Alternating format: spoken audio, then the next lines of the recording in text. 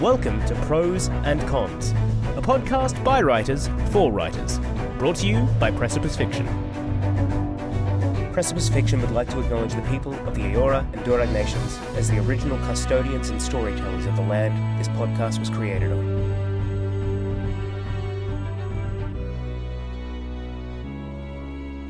Hello and welcome, listeners, to the Pros and Cons podcast. This is a writing podcast where sometimes we feel like pros and sometimes we feel like cons.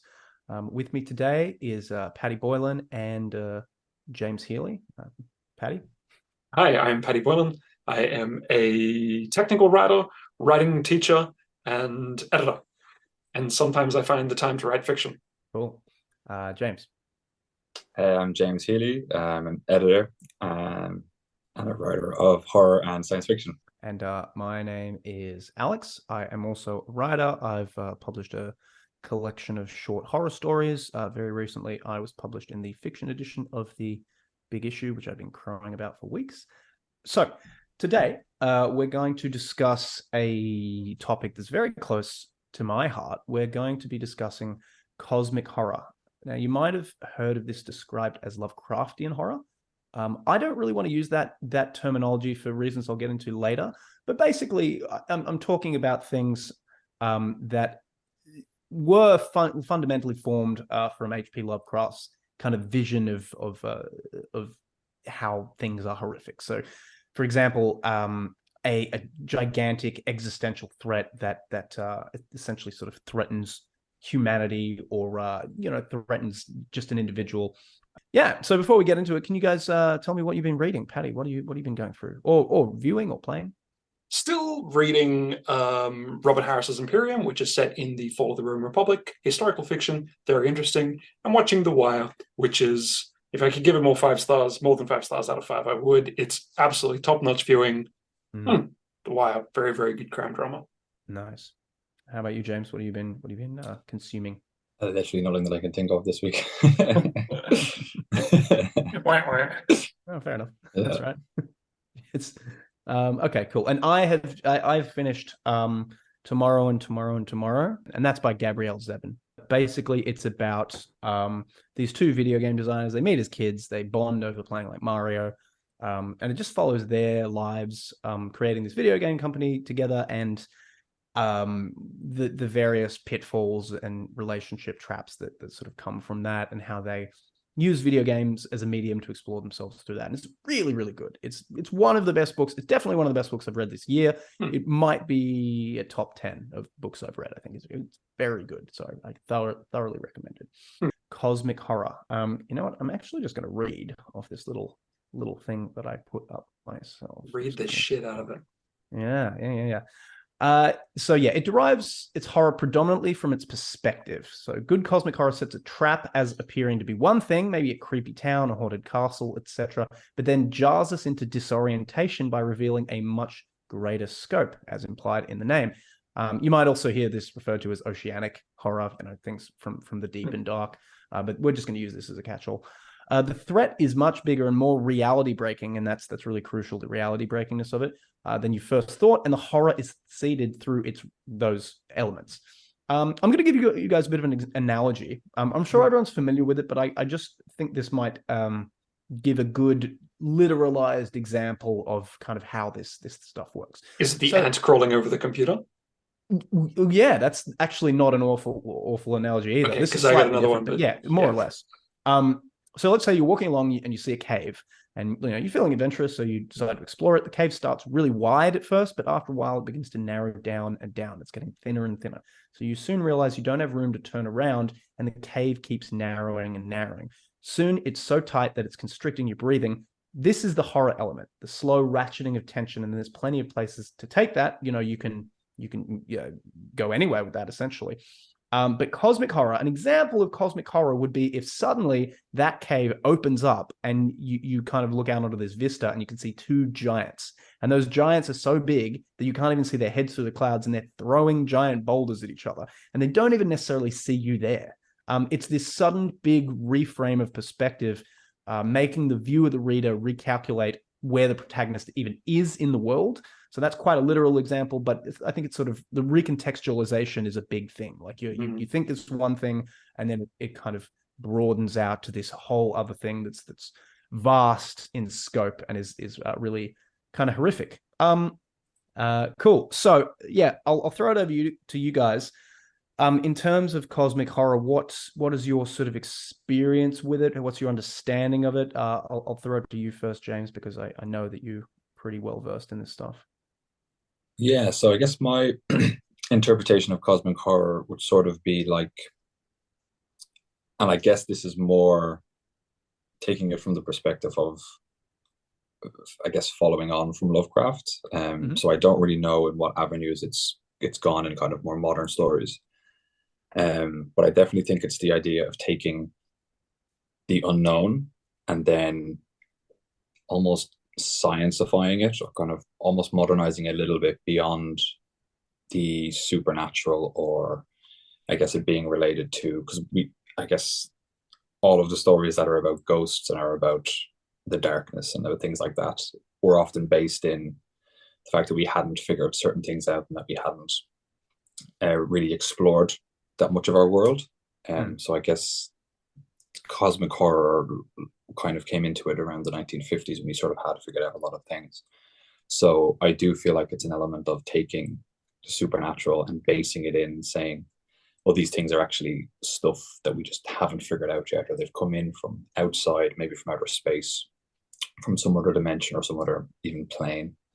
So I think it's an element of, yeah, kind of just taking, like you were saying, the perspective as just being something which is limited, that is kind of getting a look into something which is much larger, but beyond our comprehension.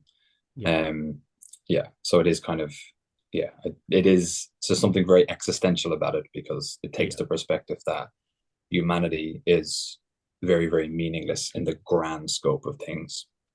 And the stories tend to, when they reach into that place, it comes with it a great sense of like existential horror and kind of almost meaninglessness about kind of humanity's place in the world.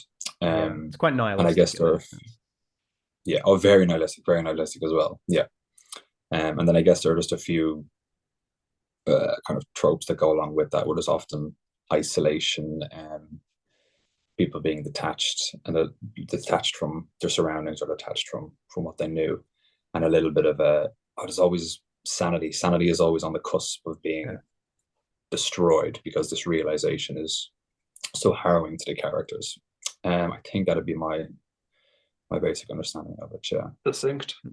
Yeah. No, it's very broad, the things it covers. Like there's this subset of things that are within it, that are identifiable, but to sort of encapsulate it all is kind of hard to do. And I think you did put that pretty well there. What about you, Patty? How are you? What's your familiarity with this?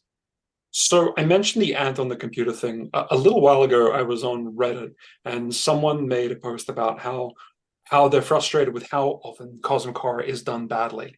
Because if anyone's familiar with like the trappings of it all, I mentioned tentacles, haha. But seriously, there's so many, like, especially video games right now. Like cosmic horror is really big right now, and they're trying to plug into the whole cosmic horror thing, but without giving that full sense of like cosmic scale and dread, and we cannot know the universe and it's all meaningless.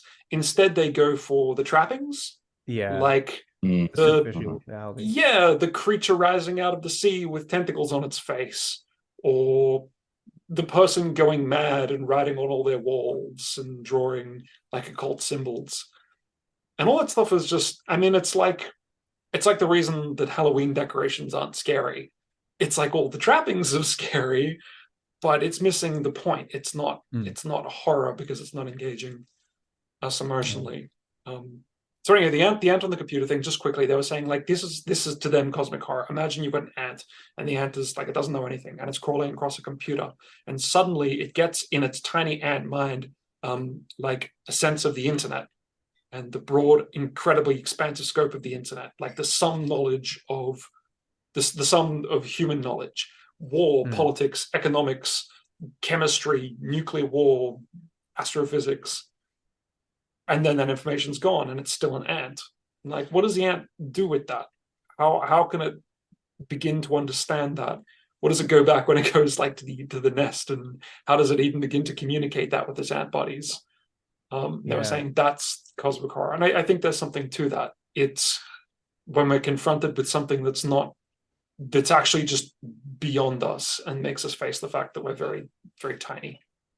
Yeah, and I think you've really hit on something there that is, for me, sort of front of mind when I think of cosmic horror, and that is this sense of unknowability and the fact that it's like a character will be walking along and then they'll be confronted with something over the course of a short story or of a novel.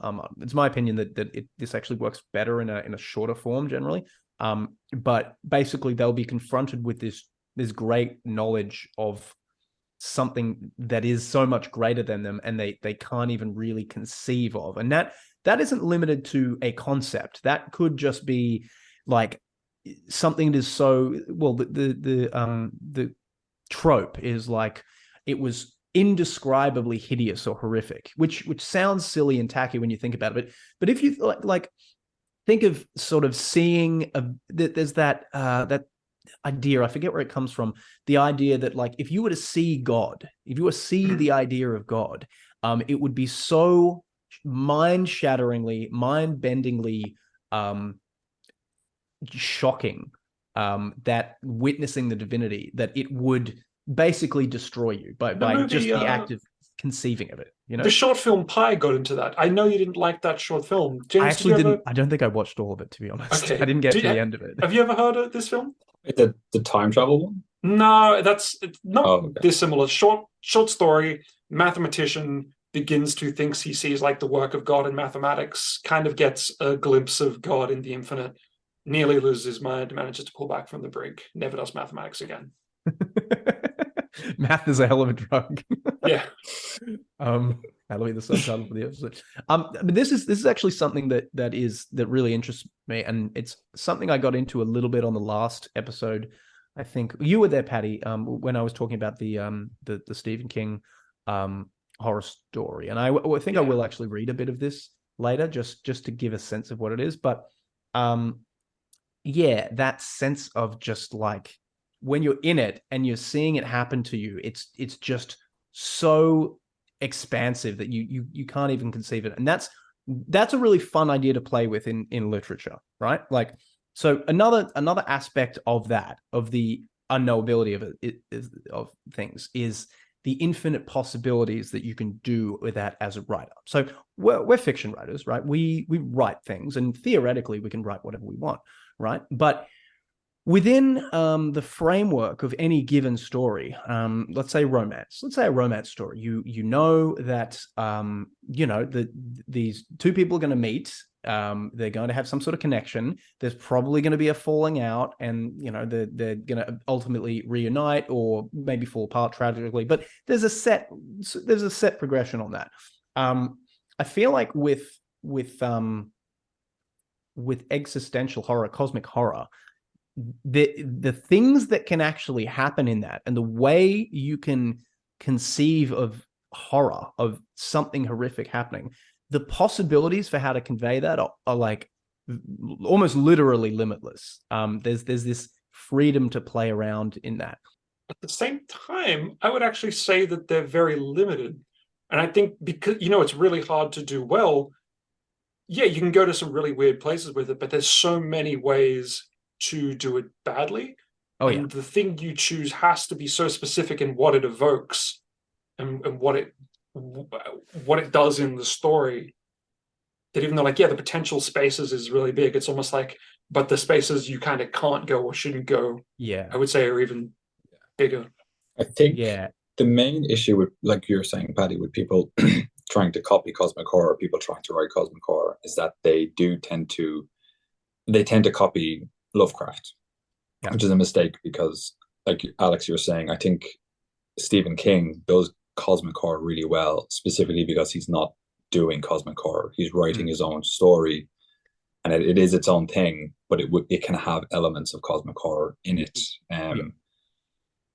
Alex, you brought up the story where the character goes into a room. I can't, Yeah, 1406, 1408, 1408. 1408, yeah. If you Great add cosmic the horror. numbers up, they get to 13, which is kind of cute little touch. Okay, that's great cosmic horror because it's based in this other thing, but it brings cosmic horror into it. Mm. The story It is also like that's such a cosmic horror story, It's but literal it's cosmic based horror, on yeah. all of these other things that are very, very, very Stephen King. So he's like telling his own story, but bringing elements into it. It only turns into cosmic horror at the end, right? I haven't read it. Sort I of? guess. Well, I guess Okay. the lore and the background that you learn, which so I don't want to get into it because it's a spoiler, but it Yeah. involves it involves so many elements that you would typically see in a Lovecraftian type story or a cosmic horror story. But he's told his own story throughout that. He's based it in something, but he's told it his own way. And I think that's the best thing that you can do is if you have an understanding of if you're playing with that cosmic horror universe, tell your own story within that, and you can try to employ certain things. And like Alex, you're saying, go in any direction because it's really boundless what you can do. But if you're trying to specifically copy like a cosmic horror thing, if that's what you set out to do, but you don't have, I don't know how to say it. It's almost like if you've researched, if you're world building and you know your world so well, you can tell the story whatever way you want because you understand that's how the world works. But if you're coming in and you're trying to copy someone else's world because you've read it and you like it and you're trying to write something similar, it's gonna fall down, it's gonna ring hollow. And I think that's what a lot of like badly done cosmic horror ends up doing. When H.P. Lovecraft tells a story, he kind of introduces the fact that the characters have fallen afoul of beings or some kind of creature which is beyond our comprehension, or their technology is beyond our understanding. And then towards the end of the story, he just introduces some horrific lost state that the characters could end up in, which it's really exaggerated, but it feels totally normal because you've already established that we are ants to these things, and whatever torture they choose to do to us is beyond our mortal understanding. So it seems so much worse in the story. And that's just because he was just writing it as it made sense to him because he understood it so well. So it works in that sense. Yeah, it's that sense of the map is not the territory. You know, that's a phrase that I think we should use more often. Like the map is not the territory. So it's the idea that if you're like, it's hard to explain, but basically the idea is like you're looking at a map and you're like, oh, that's like there's an apple tree over there. That's the apple tree, and it's like no, that's not the apple tree. That is a representation. It's a thin like facsimile of a deeper thing. Yeah, like the much like reality in the Lovecraftian cosmic horror story. The Lovecraftian universe is basically like his extrapolation of that central tenet. It's him going to the like the myth pool. And then, taking it in his own direction from there, which is the key thing. Like tentacles aren't, that's not what like Lovecraftian or cosmic horror is about, really. Tentacles are a synecdoche for they represent the idea of infinite unknowability and all that sort of stuff. I would also, I really feel like he doesn't write about tentacles that much. Like, no, he doesn't. I'm pretty sure Cthulhu is the only monster he has that has tentacles. The legacy of Lovecraft is its own thing that is not Lovecraft. Every time Lovecraft is brought up, there's some kind of artist interpretation of Cthulhu.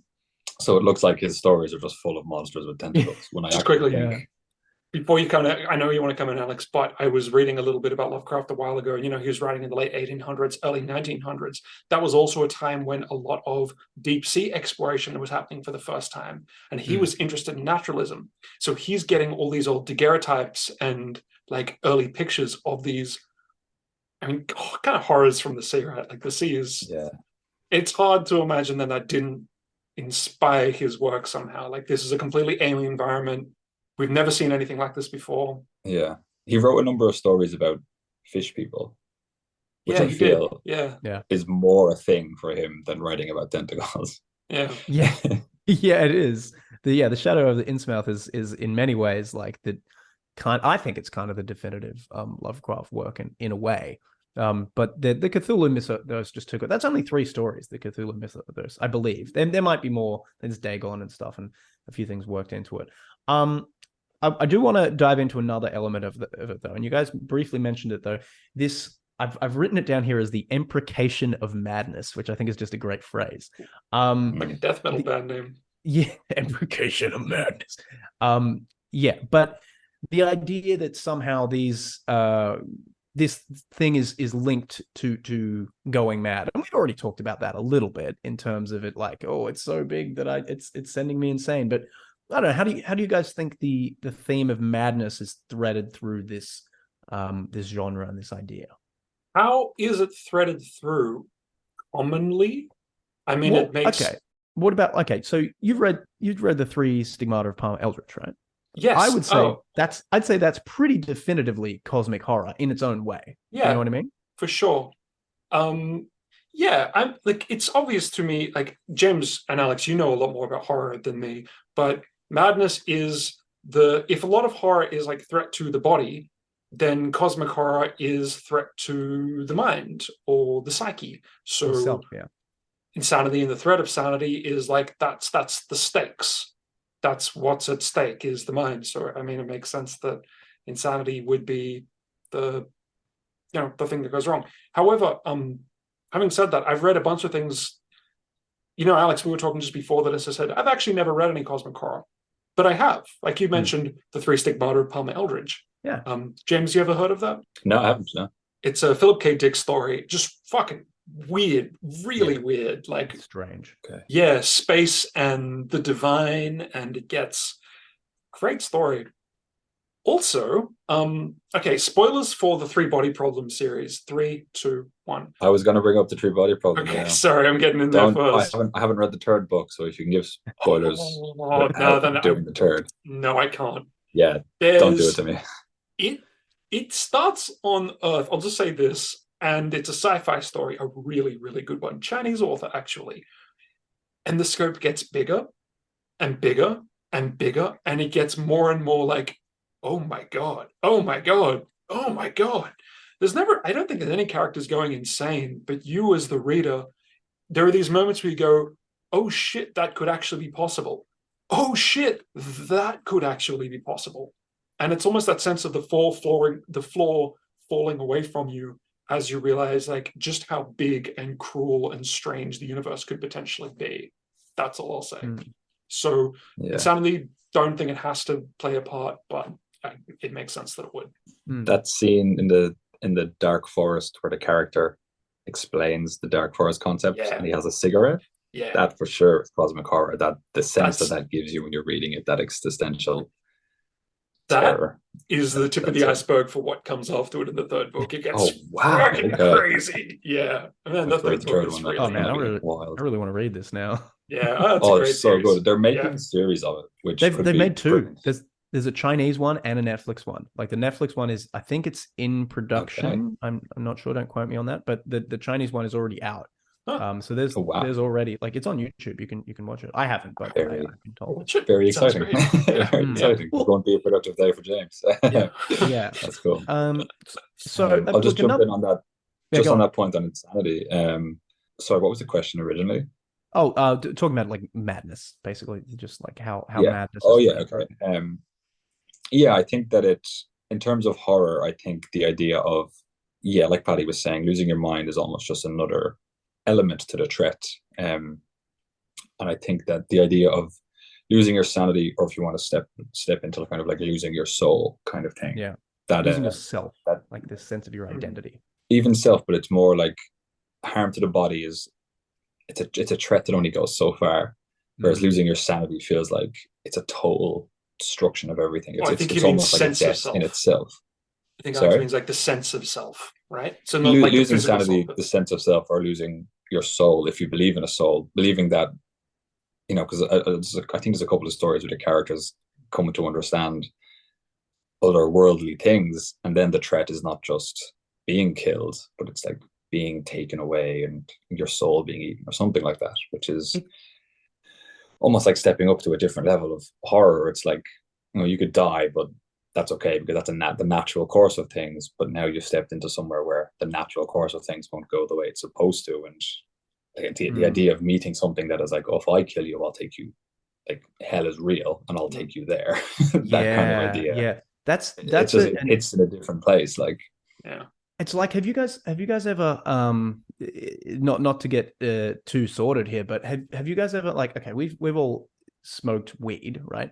Have you guys ever had the experience of like greening out, like, and going into basically like a panic state? Like, that to me is like the and Stephen King actually explains it that way in the short story. Like it's like the feeling of like cheap weed, that like paranoia of like, oh no, I'm going down the hole, I'm going all the way down, and there's nothing that can save me. Like something is like broken. Do you know what I mean? Maybe that's just the me thing, but that feeling, it feels very well threaded through cosmic horror. Yeah, I've had a bad hallucinogenic trip where I was under the impression I had been taken away from everything I knew, and held in a confined space for thousands and thousands of years, which is really not a nice feeling. That wasn't worth $20.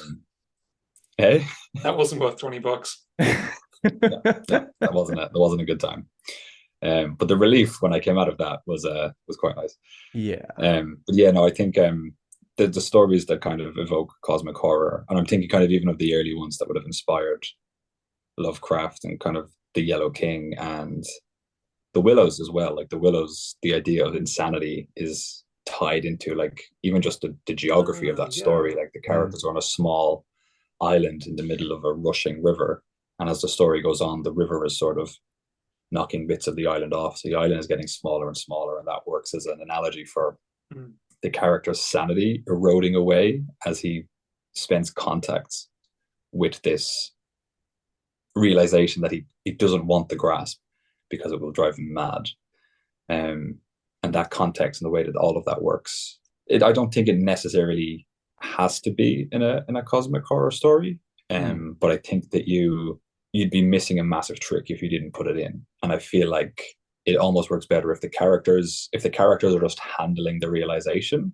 I think that it's harder to make it hit the reader. Like you kind of want to put the reader in the character's shoes as much as possible. So the character should be really affected by what they're learning or what they're experiencing. Yeah, and that's the horror side, right? It's like feeling that terror. And that's a horror trope in any sense. That sense of like, it can almost be a cheap trick, you know, the like when the reveal starts happening to the character being like, oh, is this real? Am I going mad? You know, and I find that can be very, very overused. Recently, I read a story where I was like, this feels like a bit of a cliche at this point, but it certainly can. Yeah, it needs to be well done, I think. Yeah, like that's when you was talking before, James, about like just how cliched so many of Lovecraft's kind of tropes have become. It's even funny when it comes to cosmic horror, which relies entirely on it being the unknown and the fear of the unknown and the fear of encountering something you've never encountered before.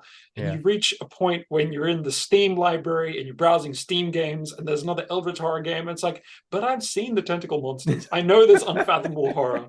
Like I know that there's creations beyond God's writ. It's like entirely known at this point. It's kind of like, it's kind of tragic. Yeah. I think it has to hit you in a new way. Like the Dark Forest hits you with a new angle on that. You know what I mean? I think that's the way it has to be done.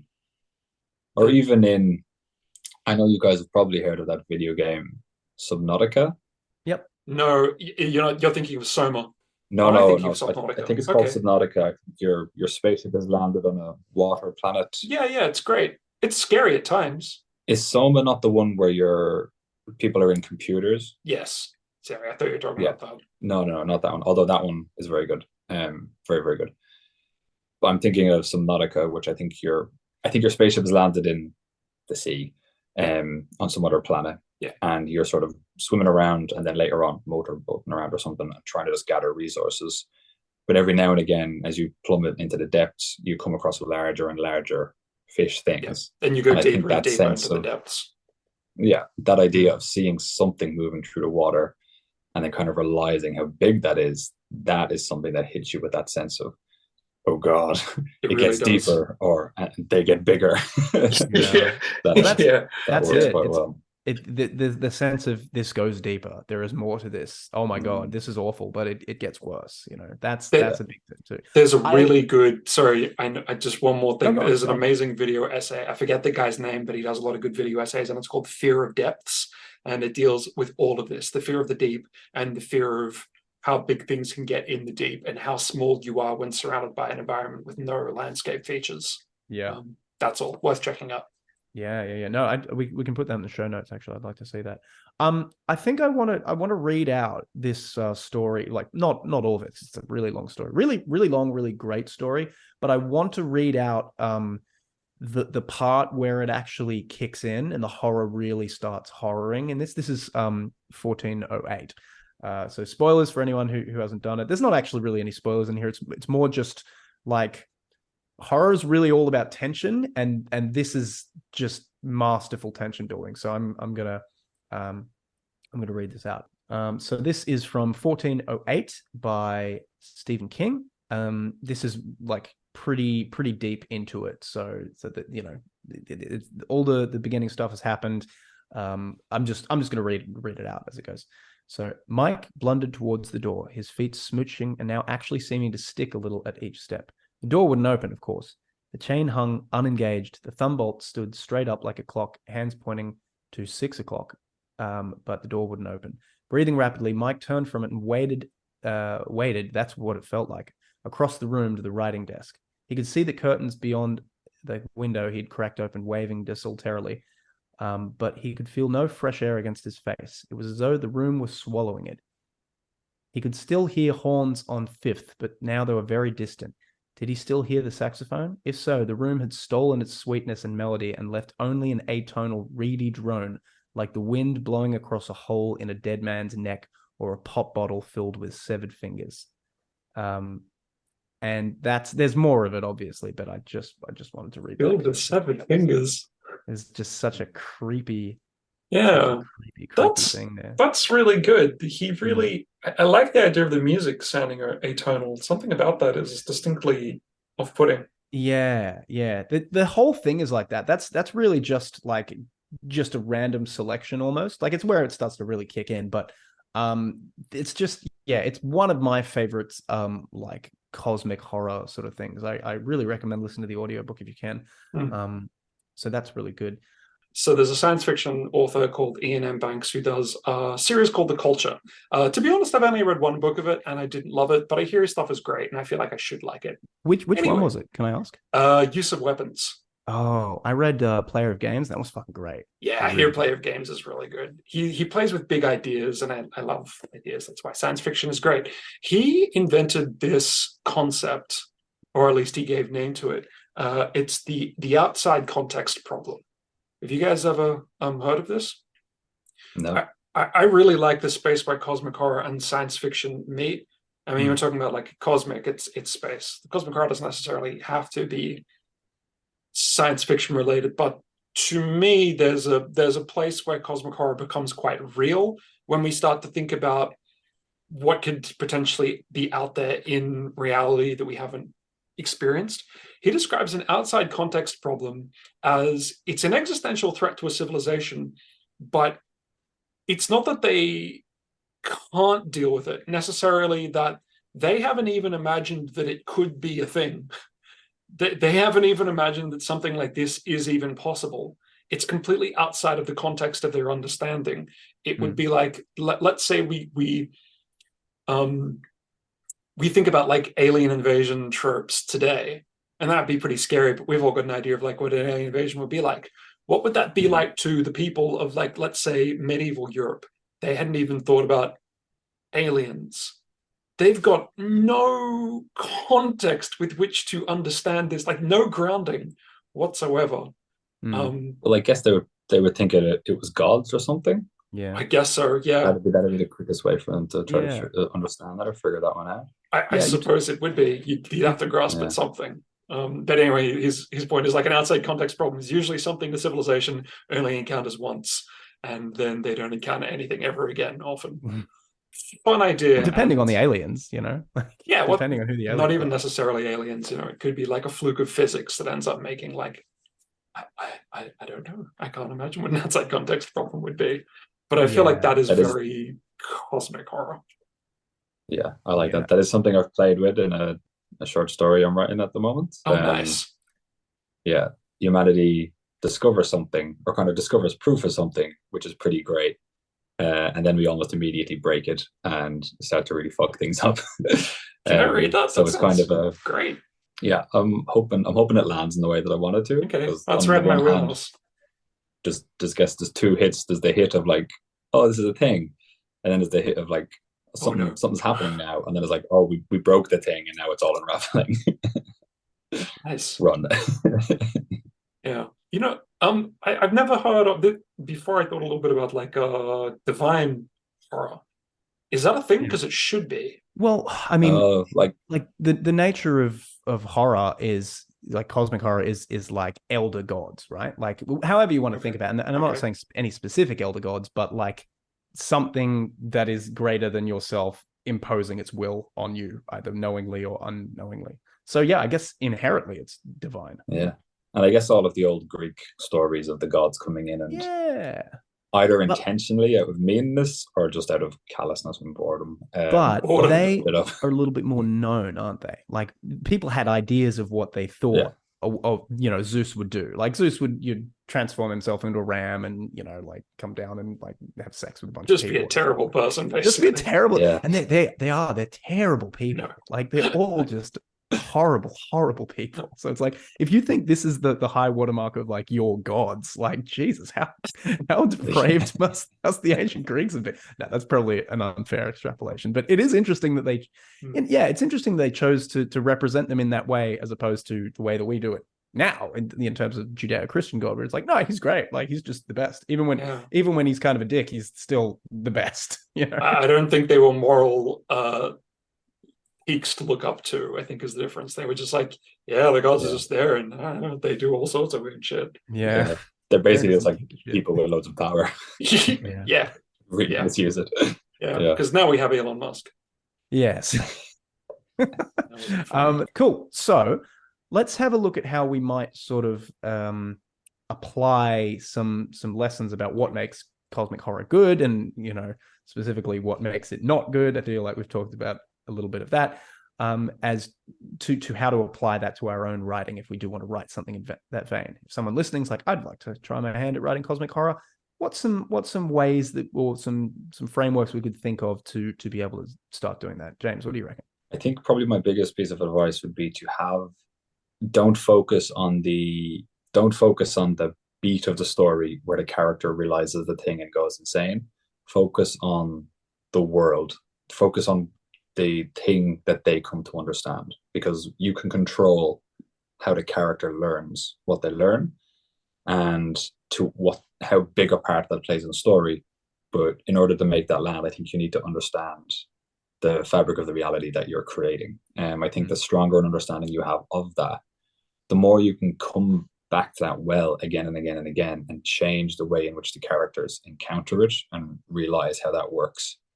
And I genuinely think that you can tell the same story multiple times because you're changing the perspective and changing the flow of how it's discovered. And if you do it correctly, you'll get that same kind of existential horror when the characters discover it.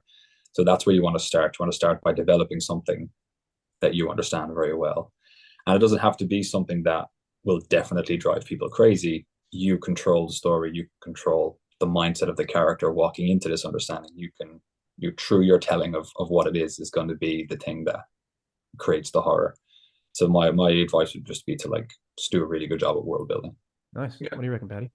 I teach creative writing to kids, and I'm often talking these days about interiority, which is, it's so important to not just say what happens to the character, but let's jump into the character for a second and show how they're reacting and show their inner experience to it.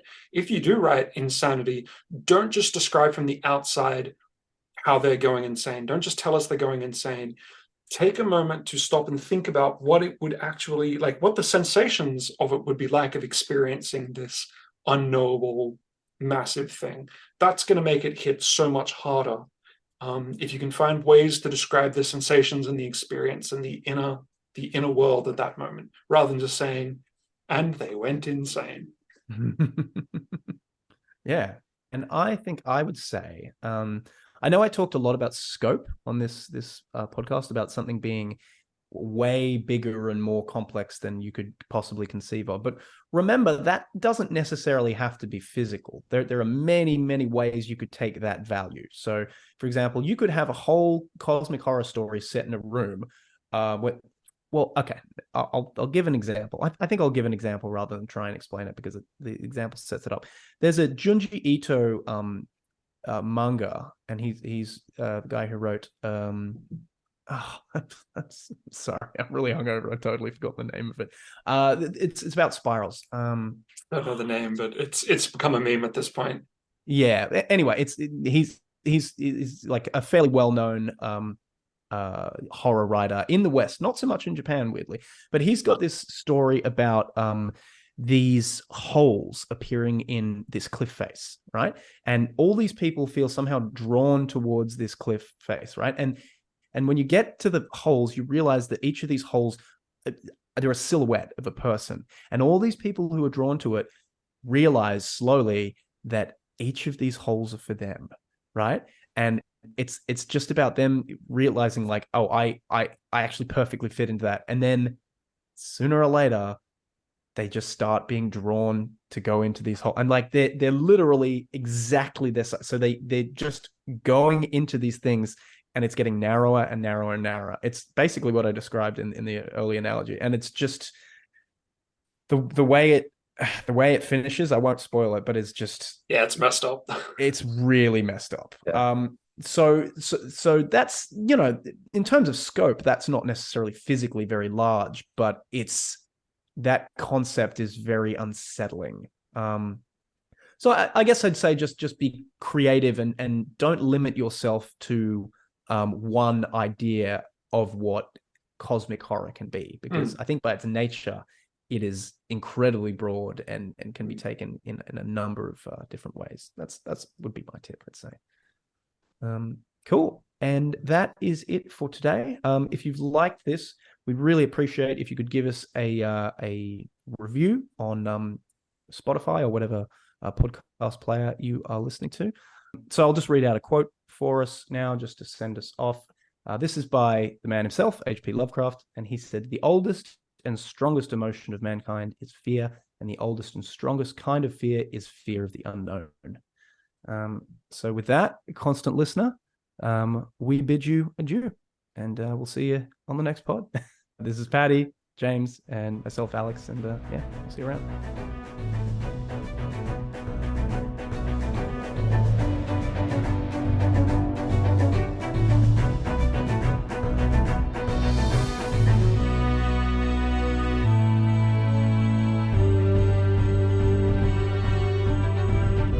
You're listening to Pros and Cons, the Precipice Fiction podcast.